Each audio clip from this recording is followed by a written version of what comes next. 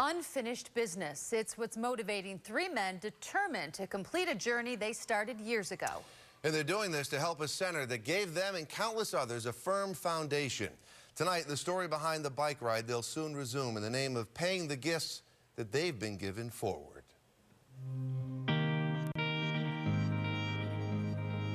Just a few miles east of downtown Buffalo is the working-class neighborhood called Babcock.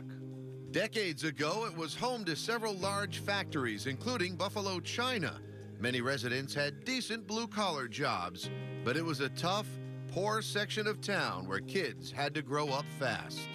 Just about everybody in the neighborhood had somebody in their family that was an alcoholic, was a drug addict, was on some form of public assistance. I didn't realize I was really poor until I was about 12 or 13, when I started leaving the neighborhood and seeing that there was another side to life. It was a tough area. It still is a very tough area. You definitely had to know how to use your hands. You had to be able to protect yourself. Dan, Dave, and Tony were all buddies, all of them very poor growing up in this inner city neighborhood. It was a time and place where kids graduated from the School of Hard Knocks. But there was one place where all three friends found peace, a good meal, and positive role models that oftentimes acted like father figures, and that place was the local Babcock Boys Club. At the Boys Club, you had other kids to be around. You had no alcohol, no drugs in the club. You had adults that were role models for you, and you can get out of the daily doldrums of the life that you had. When I left school, I went to the Boys Club, and then, you know, when the sun went down, I had to come home. On the weekends, we lived at the Boys Club. As much as it was dysfunction at everybody's house, and everybody had it, just not the three of us, you could go to the Boys Club and it didn't exist. It was gone. It just went away. At the age of 16, Dave and Danny decided to take a bike trip during the summer of 1981 to Colorado for fun. But it was also an escape from the neighborhood. It was a big trip for the two teenagers, but it was a trip that changed the boys' lives. It defined who we were. You know, Dave and I were two poor kids. We didn't have much, but when we did that trip and we biked 100 miles a day in the blistering heat going through Kansas, we got to Colorado and we said we can do anything we want in life, and that was very important. That trip to Colorado was the catalyst that led Dave, Danny, and friend Tony to take on an even tougher task 5 years later.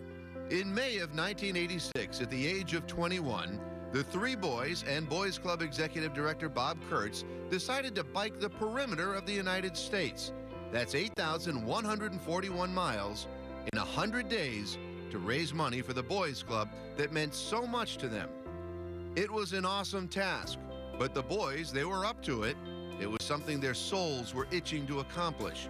Even President Ronald Reagan sent a letter of support. The boys left from City Hall with a hero's send-off, the hopes and dreams of helping the Boys Club serve their hometown for years to come. It was a grueling trip, tough terrain, warm temperatures, and exhaustion. Bob Kurtz had to quit and return back to Buffalo for family reasons, but the other three, they continued on. Then suddenly, 5,700 miles into the trip, tragedy hit the team in Seguin, Texas. Dave and Tony were both hit by a truck on a country road. With broken legs, both men had to quit the trip. But with the urging of his friends, Danny continued on, 2,500 miles on his own to complete the trip back to Buffalo. It was important for me to finish because I wanted to finish for myself and, you know, for the Boys and Girls Clubs and for those guys. A lot has happened over the last 25 years for the three buddies from Babcock. Dave and Danny both got married, had families, and became firemen. Tony, however, succumbed to drugs and alcohol.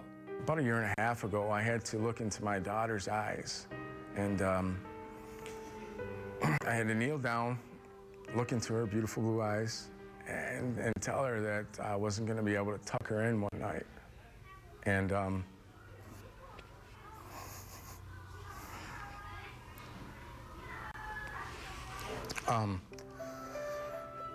that's what drugs and alcohol do to you. For Dave and Danny, however, being firemen was an honorable and decent job. But incredibly, both men decided to take a leap of faith and both became medical doctors. He's actually here for Doctors who are now partners with a thriving practice. With Tony down and out on drugs, Danny came to his rescue last year. He hired him to work in his billing department and even helped him rehab his life, physically and spiritually. Weeks later, with a clear and healthy mind, Tony was swimming at Dan's home. He was feeling good, and he popped out of the pool. He says, let's finish the trip. And we all agreed that the only way we were going to do it, we weren't going to just go out for a 2,500-mile joyride on bikes. The only way we were going to do it is if we could raise money, and raise money for organizations that we want to pay back.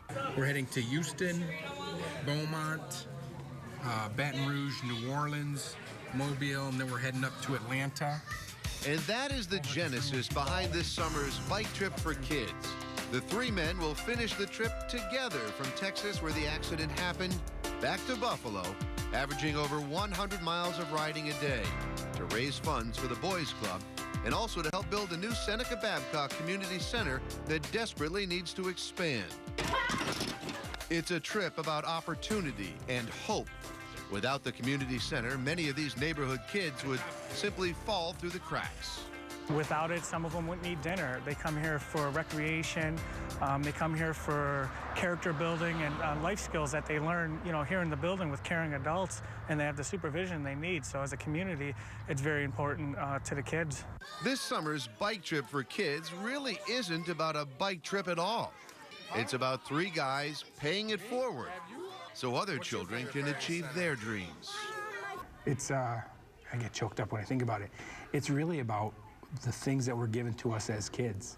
The bike trip is just a catalyst for the fundraiser and the catalyst to build the center so that kids in the neighborhood today have the same sort of advantages that we had. And I'd love to hear a story 25 years from now. Two of the kids that are 8 and 10 here grow up to become physicians, to become successful businessmen or businesswomen because of the benefits that they had at the center. The Boys Club gave me the tools I needed to succeed in life. If it wasn't for the Boys Club, I wouldn't be here today. This is about a 5-year-old kid that I've never met who's got to go home after school and feel that suffering, and who just wants to have a place to go to be safe like I did, like Danny did, like Dave did. Raising millions and biking thousands of miles is a big goal for the three men and two very busy doctors. You're paying it forward. We're paying it forward. That's what life's all about, We're here to do as much good as possible, and that's what we're trying to do. Danny, Dave, and Tony hope to raise $2.5 million by reaching out to businesses and individuals to build the new center and also expand it with a new athletic field. And Danny and Dave have pledged $250,000 of their own money to kickstart the campaign. Buffalo Common Council member Rich Fontana has also secured $100,000 for the demolition of a nearby school to make way for the new center. So it will be an exciting summer, and if you want to make a donation, you can check out the story on our website. We have a link to their website as well. Wow, what a story. They are the definition of commitment, passion, and I just love the idea of giving back. Come into the old neighborhood and make it better. Yeah, they're three terrific guys, and they're going to do it this summer. We'll follow it, and it is paying it forward. So good luck to them. We wish them the best. Great story. Thanks, Scott.